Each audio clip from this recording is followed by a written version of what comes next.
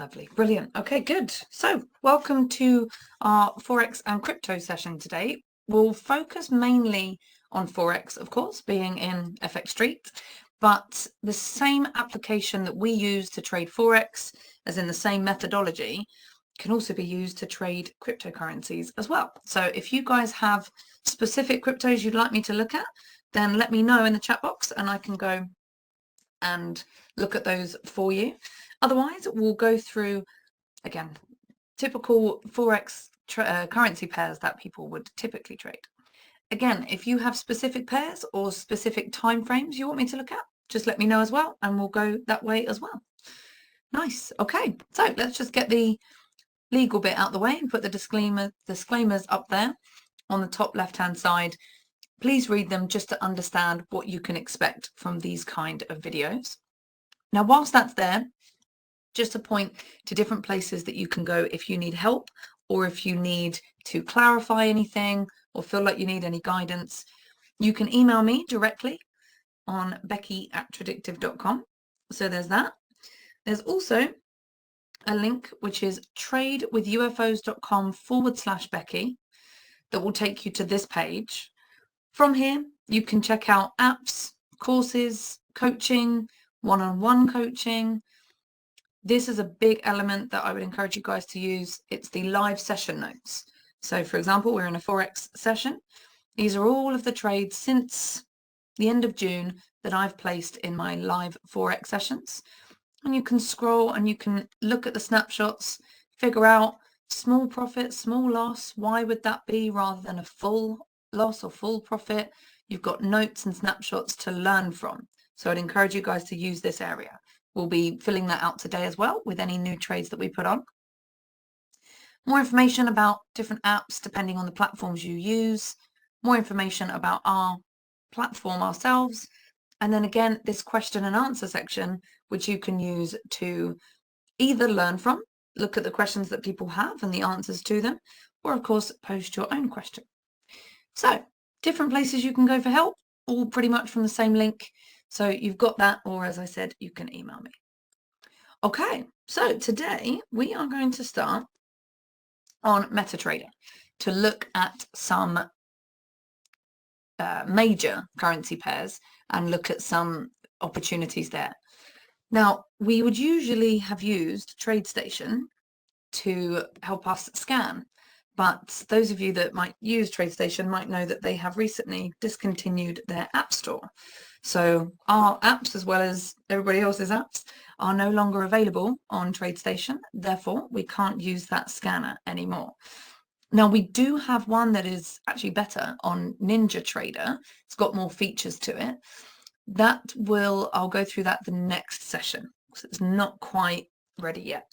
So for today, we're going to do it the old-fashioned manual way, and we're going to look one by one at different majors, and then I'm going to just come up with different cross pairs on the spot to look at some cross pairs as well. Again, if you guys have any suggestions, you let me know. Okay, let me know in the chat box if you guys are all good with that. We'll start with, since we have this open already, New Zealand versus the US dollar, daily chart on the left. We've got an hourly chart on the right. I'm also on the right going to look at a 4-hour and a 30-minute to see where the opportunities might lie. When we come to placing the trade itself, I'll use TradingView to do that, just because I find it easier to use actually, and it does a lot of my maths for me, which is helpful if you're somebody like me and you're not great with mental maths. Okay. Again, let me know in the chat box if all good or any questions or anything like that. I will keep an eye. So, New Zealand versus US dollar. We have on the daily chart a thick blue dot on our auto climate. Auto climate essentially tells us where the upcoming likely direction will be. If it's a thick blue dot, that tells us likely upcoming market direction is up. So if the likely upcoming direction is up, we probably want to buy. So it essentially tells us whether or not to buy or sell. Now, something to be aware of is that usually, we've got these little numbers here, which I know are quite small. We essentially have this first set of numbers, or this first number here, tells us how long that market usually goes to the upside for. So this market usually goes up for 6 candles before it changes direction. Now, can we go past what's usual? Of course. Can we fall short of what is usual? Of course. So this isn't to say that it's only ever going to go to 6. That's an average. So we are currently on the 7th candle to the upside.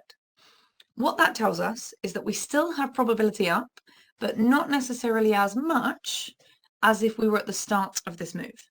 So bear that in mind. For me, still enough probability, so we'll still take this a step further. Probability up, looking to buy.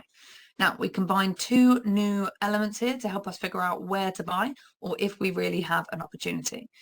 Now, I'm going to actually stop us here. And the reason for that is because we have just hit a bunch of sellers. This red UFO, this kind of circle, somewhat UFO looking symbol, because it's red, that tells us there are a bunch of sellers there. So if we were going to be taking hourly buyers, but we've just hit daily sellers, who's going to win that? Right? It's the bigger time frame.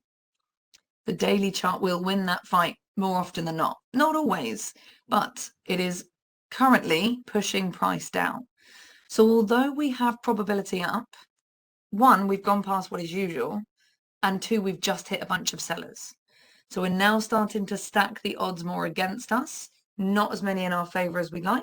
So we're just going to move on. We're going to look at a different opportunity. So we're going to look at the Aussie US dollar. Again, if there are any questions or queries on that, let me know, because you might be thinking that doesn't make sense, or it does make sense. Just keep me updated on that. Okay, nice. So Aussie US dollar, thick blue dot, probability up to the start of first candle out of typically 6. Nice, we've got a little bit more room to the upside. We've also got room to the upside in terms of how close those sellers are. They're a little bit further away. We've got more room to take this, and so we shall if we can. Now, one thing we want to look at whilst we're on this time frame is that the moving average, you'll see it here, MA9, it's actually the EMA we're looking at, is at 0.6358. If you want to round that up, 6358. Now, of course, it moves. It is a moving average, so it's not always going to be that number, but 6358. Why do we care? Because if we're going to buy, we want to buy where we have buyers on the small time frame that coincide with the likely buyers that will come in at the EMA. So we want to find a UFO, one of these green ones on the right, that coincides with that number. And that number again is 0.6357. So at the moment, unfortunately, we don't have any. 6357 is kind of here in between those UFOs, not lining up. But let us try on the right hand side, and we'll switch to different timeframes, see if we find another opportunity. Nothing on the 30-minute that lines up. Let's have a look at the 4-hour and see if we have something lining up there. If we do, great. If we don't, fine. So what was it again? It was 6358. Don't know why, but this keeps flicking in and out, but 6358. Again, it might line up as price moves, but it's not currently lining up. So let's move on. Dollar Swiss. And like I said, we'll do it the old-fashioned way today. We will just go through different opportunities as we see them one by one. Dollar Swiss, nothing to do here because thick red dot, probability down in this case, but just hit a bunch of buyers. In fact, we've got 2 buyers on top of each other, 2 stacks of buyers on top of each other. Price has already hit them, been pushed up. So we have a situation where we are fighting between probabilities and other probabilities, right? Probability to the downside here, probability to the upside coming from the buyers. So conflicting information, leave it alone. No need. We would much rather trade when we have probabilities on our side or in our favor rather than, for crossing our fingers. Okay, Euro US dollar, thick blue dot, probability up. We want to find a UFO on the right that coincides with the EMA, which is 0.9879. 0.9879. Just kind of here, nothing there on this one. Let's have a look at the 1 hour. Brilliant. You see this here? We've got 0.9879 there. That's literally where that UFO starts. So as price moves down, so too will the EMA, right? It's a moving average. It moves with price. So by the time price gets down here, if it gets down here, the EMA might no longer be lining up. For the time being it is. So we're going to place that trade and we'll just keep an eye on it. Cancel it if it doesn't line up. But for now, this is the trade that we're going to place. So what I'm going to do, I'm going to bring in this sheet, which is the one that gets loaded onto what we saw on my link there, where you can track the trades. Today being October 26th.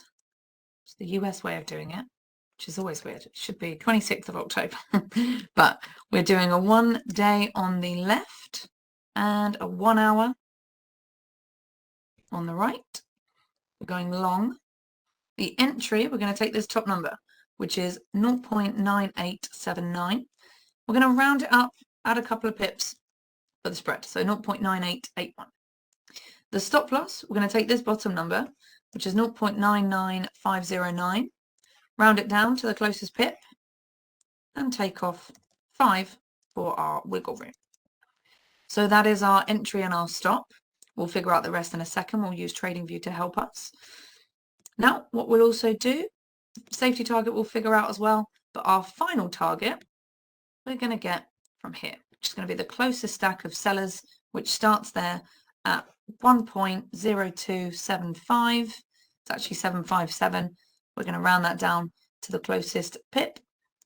And there we have it. That's our entry, stop, and final target. And we will fill in the rest on TradingView. Alrighty, let's go to TradingView. You guys are particularly quiet today, so let me know in the chat box if there are any markets you want me to look at, any questions that you've got, any queries, whatever. Just let me know how it's going. I want to make sure that I obviously do the best job for you guys and that you get what you need out of these sessions. Okay, so we are using MetaTrader data, which means I'm going to take the data off of UFOs for now because we don't care really. We care what the MetaTrader data is if we are trading with MetaTrader. So if you're executing through a particular broker, then use their numbers because each platform, each broker will give you slightly different numbers, obviously based on the fact that it's not a centralized exchange. So our entry was 0.9881 and our stop loss was 9945. Oh, other way around. So we want that to be 81. Oh, it shouldn't be 9945. I must have typed that wrong. Let's go back and have a quick look. So 9981, not 9881. So let's change that. Maybe those numbers didn't make sense. So it was 9981 and then 9945. Other way around. 9981, 9945. I want to make sure that that red line is our stop loss so we can see that nice and clearly. Okay, so that's our entry and our stop. We've got our final target, which is, put it up over here, 1.0275. So let's put that on. Make it green. Makes sense, doesn't it, to be a target. So 1.0275. Right the way up there. Eyeballing that, I'd call that what, maybe an 8-to-1, something like that, if we're right. Let's connect just to paper trading for this. Okay, nice. So this is how we're going to figure out our safety target. So we'll put our entry price in, our stop loss price in, our risk. I will always make that $50 either side. So I'll put $100 on each trade, $50 on each target. So each trade will have 2 targets. I put $50 on each. Just as an example, There is no need for you to copy that just because I do it. In fact, if anything, I would argue the opposite. Do whatever makes the most sense to you. Risk whatever you are comfortable to risk, be that more or less of whatever you see any instructor do. Follow what is comfortable for you. Also, I said this was an 8-to-1 and it's an 8.17-to-1. So I thought that was good eyeball in there on my part. Nice. So we'll put this first half of the trade in. That's in. The second half, so same entry, same stop loss, same risk. And now our target is always 1-to-1 away for the first target. So if the risk in pips is 36 pips, then the reward in pips is 36 pips, which takes us to 1.0017. And then we put that in. Brilliant. So that is the first trade of the day that's gone in. I will update after our session. I will update what's on the spreadsheet so that you guys don't have to just watch me do that. Might be pretty boring for you. But if we just come back to tradewithufos.com/Becky, refresh it, it should update pretty quickly. It should be there immediately. So if we scroll to the bottom here, brilliant. We can see that that trade's gone in. And like I said, I will fill in the rest in terms of the risk in pips and per lot, things like that. But you can then come and learn from this, see how that trade went, and use this section to do that, to keep on top of things. Okay, trade 1 of the day has gone in. So let's have a look. But I've just realized there's something we didn't do, which we definitely should have done, especially considering that it's an FX Street session. So I'm just gonna, oh, I can't move the thing. I'm trying to open a new tab, but I've got the WebEx menu in the way and I can't get past it. So we'll do it on here. I can, if I can drag that out and then do it here. Brilliant. Okay. So let's have a look at FX Street, the economic calendar, to just look, are there any events coming up that we need to be aware of that might affect what we're trading? So I've just unchecked China here because we don't necessarily trade Chinese currency. We'll keep everything else, but I'm going to check high impact news. And that's because we want to know which scheduled news reports might increase volatility in the markets that we're trading. And I'll put it ahead for a week so we can see what that looks like for a week. So today, obviously a lot of information coming out on the Canadian dollar. So something to be aware of. Over the next couple of days, we've got a few on the euro and the US dollar, which we've just placed, euro, US dollar. We've got the Japanese yen as well that might be affected Thursday late night into Friday early morning. Again, the euro coming out as well. So this is not to say don't trade those currencies, right? It could be the extreme of this is anything that appears on that list, you don't trade it at all. The other extreme of this is to ignore that entirely, do what you want, place as many trades as you want on whatever with no recognition of this. Somewhere in between might be that you say, okay, the euro looks like it's got a lot coming out over the next few days. It's repeating. So if it's repeating, maybe what I do is I only place one trade that has the euro in it. And then I trade other currency pairs that don't have the euro in. Maybe I trade the Aussie yen or the Canadian Swiss or the pound New Zealand, whatever. You could also say you'll trade as many euro trades as you see the opportunity for, but you'll just reduce your risk per trade. So instead of, for example, risking 1%, maybe you risk 0.5%. Instead of risking 2%, you risk 1%, whatever it is. So different ways of interpreting this information and allowing it to mold what you do in your trading. For me, I tend to be kind of for everything, somewhere in the middle, somewhere in between the extremes. I would think that's where most people sit. So for you, you've got to figure out what you want to do with this information. I just want to make you guys aware of it. I will place whatever trades that we see look like opportunities, almost ignoring this because I'm leaving it to you guys to decide, whoa, hold on, that's got the euro in it, I'm not trading that. Or I don't care, I'll trade whatever. or whatever, anything else in between. Again, hopefully that makes sense. Please let me know if it doesn't, and I will clarify. Alrighty, so back to MetaTrader. Let's have a look at the pound. I don't know, wherever you guys might be in the world, the British economy's been a bit weird the last few, months. Been a bit crazy, but got another new prime minister, so maybe that will go. Maybe that will go well. Okay, so we have on the pound versus the US dollar, the cable, we have a thick blue dot, probability up, but just hit a bunch of sellers. So like we've seen in previous examples, we have conflicting information. No need to do anything on this time frame.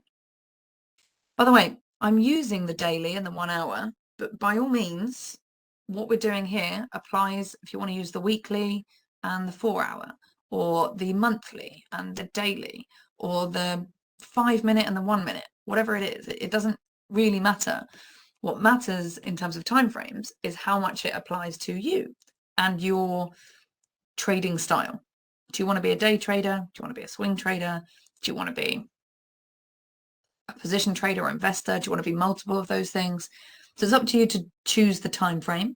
I'm using swing trading timeframes in my examples, but same application will apply to other timeframes as well. Same methodology. All that changes is the time frame. Okay, so dollar Canadian, nothing to do here because thick red dot, probability down, but we've just hit buyers. So again, we have conflicting information. So we avoid that and we go and have a look at the next one. And let's see what we have here once that's loaded and filled in there.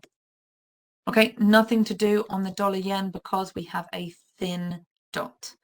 If it's a thin dot on our auto climate, that tells us that there's not enough probability in either direction. So there's nothing to do. So we move on. Okay, so we've now looked through every major combination, every major currency pair. We're now going to move to TradingView to continue to look at cross pairs. And again, you guys let me know if there are any individual cross pairs that you would like me to look at.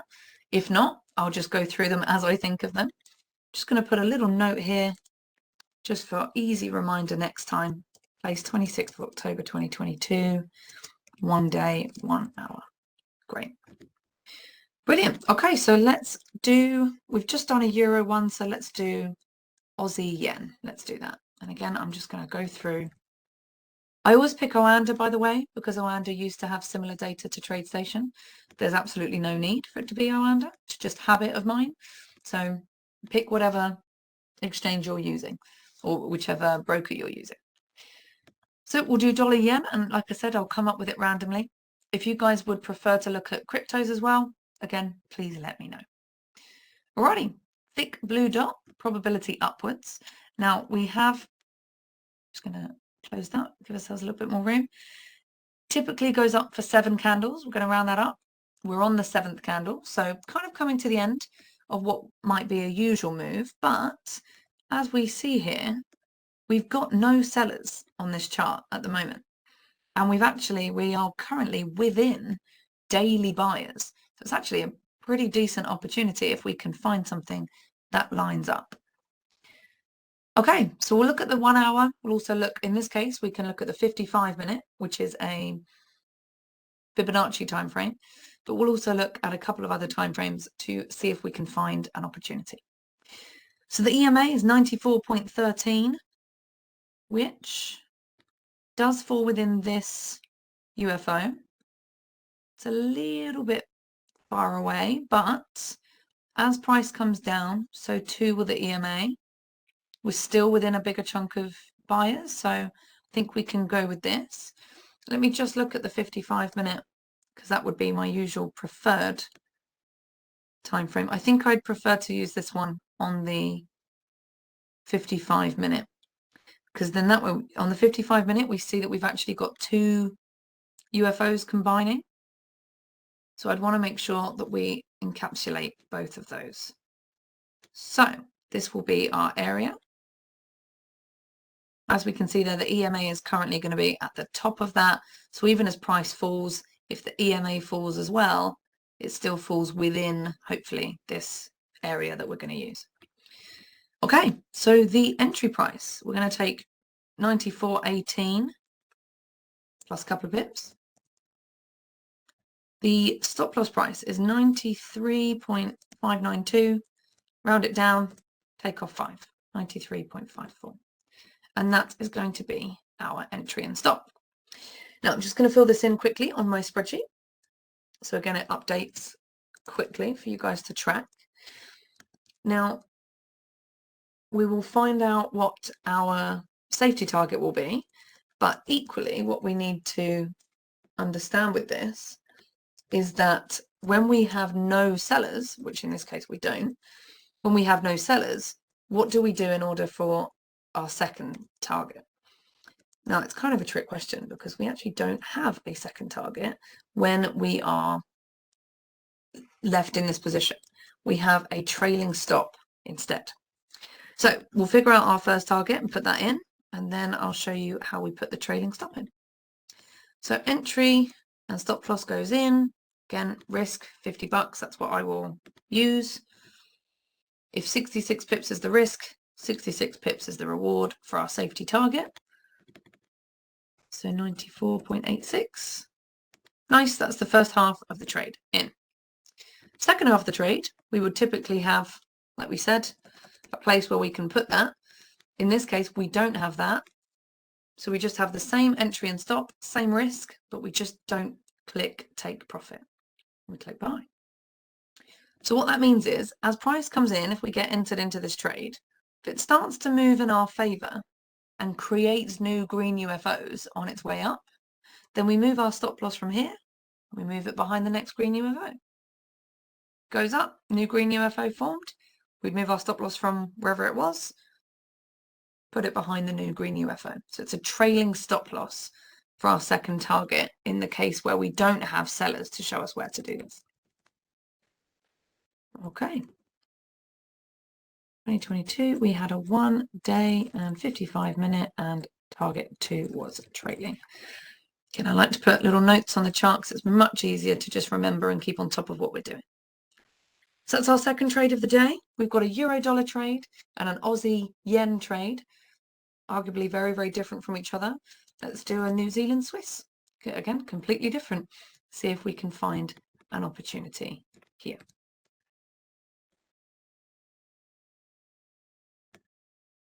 Okay, so thick blue dot, probability up. We have gone past what's normal in terms of a move to the upside, but we still have room to take it to the sellers. I'm still willing to place that trade. Again, there may be some of you that want to be stricter on that and say if it usually goes up for, I'm going to round that up to 5, then you don't place any trades if that current number is 5 or more. Okay, fine. That's a stricter way of doing it. You might have less losing trades in that case, but what you also might have, or definitely will have, are less trades overall. So there will be some that say, as long as I'm profitable, I'd rather place more trades. There will be others that will say, I'd rather have, out of 10 opportunities, I'd rather only place one of them and have a much higher probability of winning. That's fine too. Either way is right. It's whatever makes the most sense for you in a way that you can consistently apply that rule. Okay, thick blue dot, probability up. EMA is at 0.5693, which is, I mean, we've got loads just back to back here. So, okay, my potential issue with this is that because they're all back to back, then yeah, okay, great, our EMA is within that. We don't want to take it like this because then we get stopped out. If we got stopped out, if price came through and hit the stop, then we're selling in amongst buyers. That makes no sense. So we want our stop loss to be behind the buyers so that we're definitely not getting out when we still have buyers on our side. We're getting out once the buyers are all gone and we've got no more reason to believe that this can work. However, that's created quite a wide area. I guess it's not too bad. It depends on the individual. There's enough room to still take at least a 1-to-1. So I'll place this. Again, some of you might decide it's too wide an area, but I'll place this again for example's sake. So 57217, round it to the closest pip, add 2. 5664. It's already rounded to the closest pip, so we just take off 5. Nice third long of the day, considering as well that we are trading things that are completely not really related to each other, so coincidence. 5659. Actually, it's about the same amount of pips as the last one, so maybe it just looks bigger to me than it is in actual real life. So $50 risk. Our final target is going to be up here, which is 5836. Just rounding that down, 5836. That's a 1.72 to 1. Now, that's not necessarily, of course, the best reward to risk. For us, it's worth taking if it's any more than 1 to 1. If it's less than 1 to 1, then we don't take the trade. Again, you might have different rules on that. You might say it's not worth getting out of bed for less than 2 to 1. You might say, oh no, I'll take a 0.2 to 1 because then I can be right loads and loads of times in a row. That's fine too. Either way is right, either way is wrong. Depends how you see it. You've got to find the way that works for you best. So 65 pips takes us to 0.5789. 0.5789.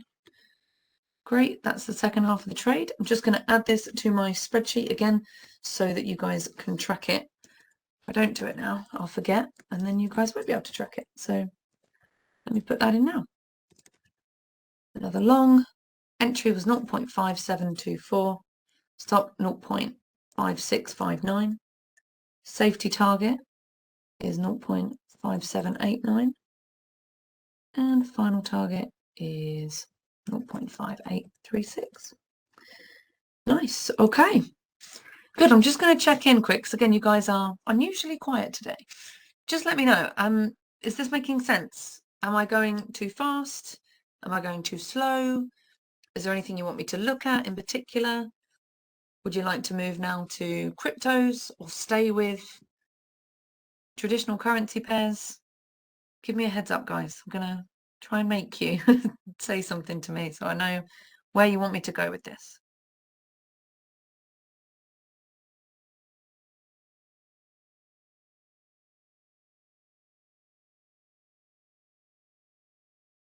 Okay, nobody's feeling talkative today.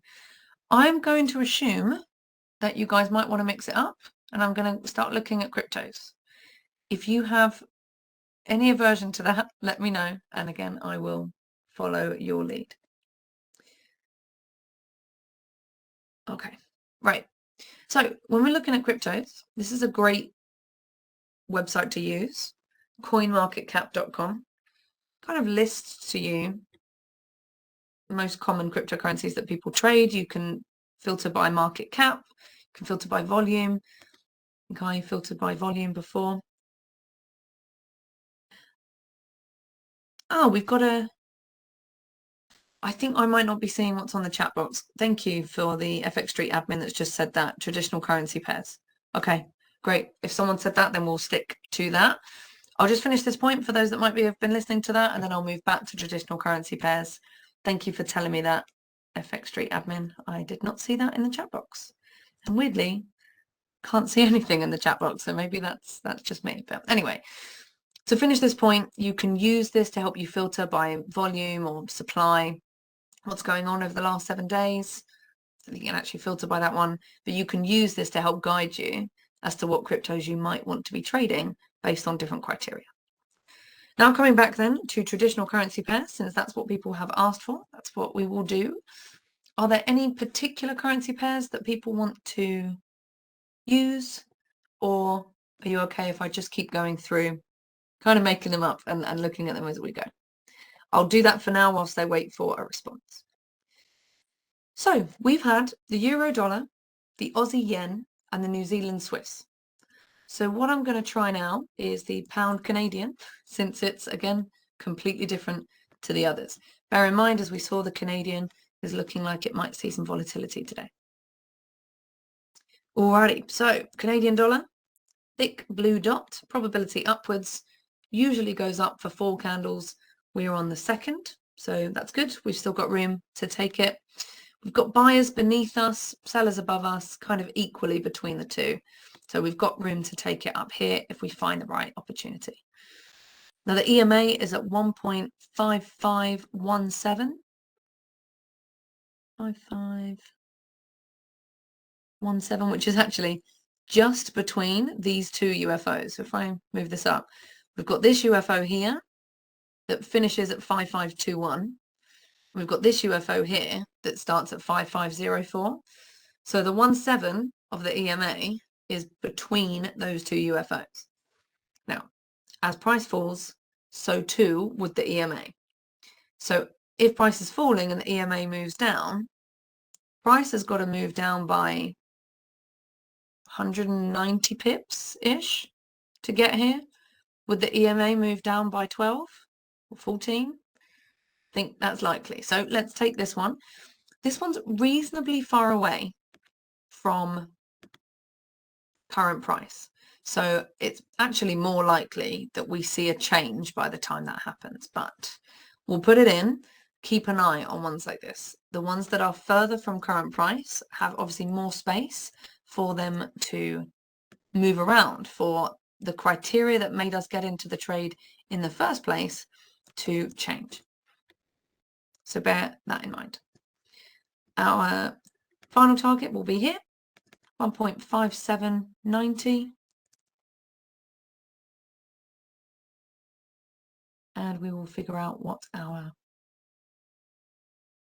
safety target will be in a sec. So entry, stop, risk as usual, again, just the example I use, you choose what you want. 61 pips away, which takes us to 1.5568. Okay, so that's the first half of the trade. I'm putting them all in as GTD. Again, we don't want our trades to be cancelled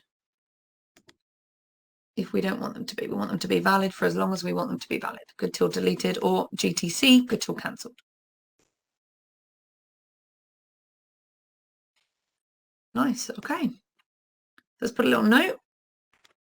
So placed on the 26th of October, 2022. We have nothing really to place about the target. We did a 1 day and a 55-minute. Okay, what I'm going to do now is I'm going to switch up the time frames. So we've looked at daily and 55, and as I explain this, I might as well put this on our trusty little spreadsheet. So far we have looked at very different time frames, very different markets, but we have looked at the same time frames. So let's mix it up now and start looking at different time frames. I will look at time frames that are much smaller. Now, I don't personally trade that way. I don't day trade Forex. Not to say one can't, or that it's not necessarily a good idea. For me, the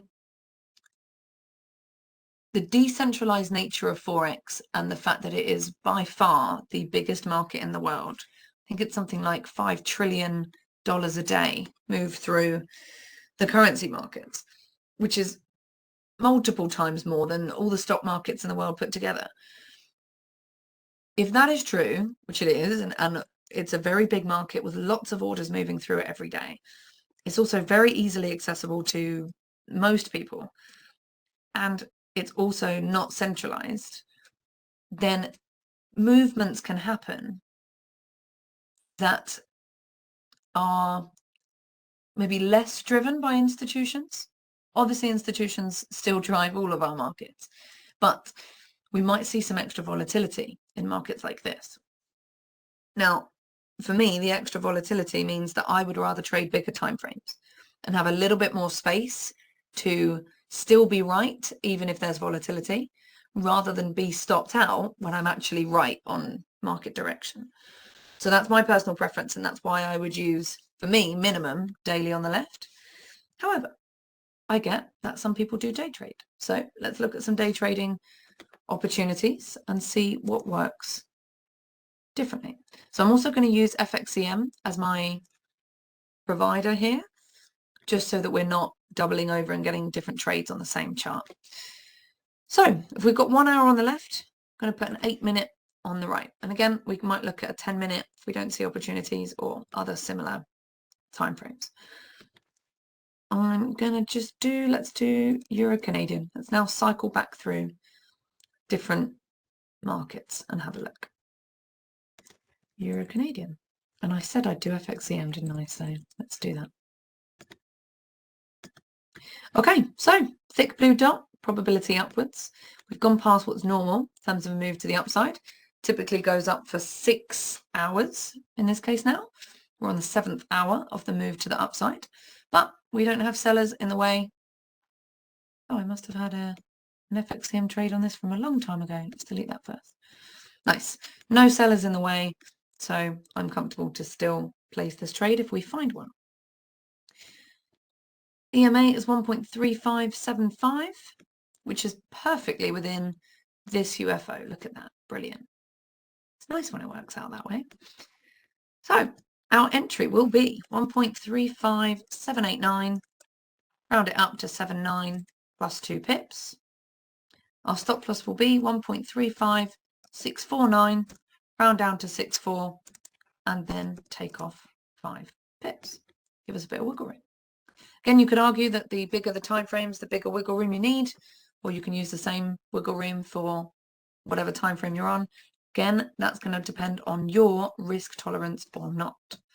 The more risk tolerant you are, the tighter you might be in what you're doing here. The less risk tolerant you are, the more wiggle room you might want to give yourself so that you protect yourself more against unfortunate losses, shall we say. Okay, so this is the first half of the trade. We've found what will be our safety target, which is 1.3603. So that's gone in. And our final target, because we've got no sellers, it's the same as what we did before. We are looking at just putting in the same entry, the same stop, the same risk, but not clicking take profit. And we will trail our stop loss if we are right on this trade. Put a little note, again, just to make it easier. I find it so much easier to come back at a later date and be able to have a look at this and go, okay, what was happening visually, rather than have to go back and forth maybe between spreadsheets and find it hard to see where those things are. So speaking of spreadsheets, I'm just going to add this to the spreadsheet. 1 hour, 8 minutes. Another long. We've gone long 5 times today. Different time frames, different markets, but it's just worked out that way, which of course can happen. If we were going long, let's say euro dollar, Aussie dollar, pound dollar, New Zealand dollar, then you're essentially trading the same thing like 4 times. Because we are using different markets that are really not really much to do with each other, we are not doubling up on our risk by going long that many times, because we're going long on completely different currency pairs, completely different currencies. So I'm fine with that. Like I said, if it was euro dollar, euro Canadian, euro pound, euro yen, and we're long on all of them, we don't want to be doing that because we're quadrupling up on going long on the euro. But as I said, we're good for now. Now that we've gone to the lower extreme, day trading.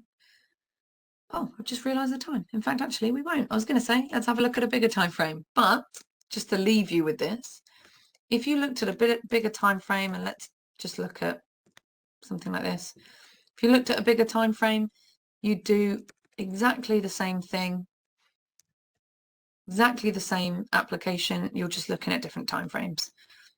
What does my auto climate say? What is my EMA? And where do I get in or out depending on my UFOs? So just to show you very quickly as we wrap up, if you go to tradewithufos.com/Becky and refresh it and then scroll down, you will see all of our trades for today. We put 5 trades on. You'll see them all there. I will fill the rest in, like I said, with the risk in pips and risk per lot, things like that. And over time, as they win or lose or get cancelled, I'll update this and you can learn from this area why might have been a break even Why might it have been a small profit or a small loss? What happened when it was a loss? What happened when it was a profit? And learn from that area. So thank you guys for joining me today. I'm sorry if I did miss some of the chat boxes. I haven't seen any messages other than from the admin, but sorry if I missed anything. If you guys have been asking me to do things and I've been ignoring you, it's because I can't see it. But hopefully this was still helpful and you got some guidance there. And I will see you guys next time. Take care.